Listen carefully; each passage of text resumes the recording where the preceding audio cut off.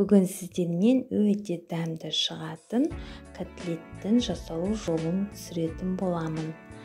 Ол үшін подписаться кнопкасын басып және қоңыраушаны басып қойыңыздар.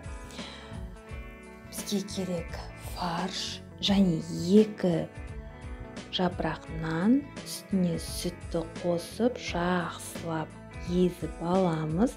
Енді 2 сарымсақ, 2 чеснок, 2 жұмыртқа керек және аздаған май керек. Осылай фарштың үстіне 2 жұмыртқамызды, майымызды қостым.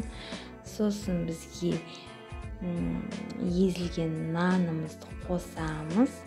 Енді чеснок пен сарымсағымызды қосып, жақсылап араластырамыз. Дәміне қарай тұз қосамыз. Сосын қара бұрыштан қосамыз. Жақсылап араластырып, 1-2 болғанша араластырып аламыз. Сосын котлетімізді дайындап домалақтаймыз. Осы рецеппен жасасаңыздар, котлеттеріңіз өте жақсы бірігіп, дәмді шығатын болады. Міне мен котлеттерімді біріктіріп домалақтап қойдым. Енді сухариді осылай ездім. Соған котлетіміздің 2 жағын осылайынан екі жағына жағып аламыз.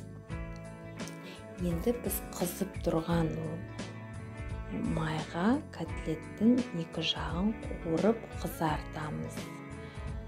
Котлетіміз өте дәмді шығады. Сізде осы рецеппен жасап комментарийға бөлісуді ұмытпаңыз.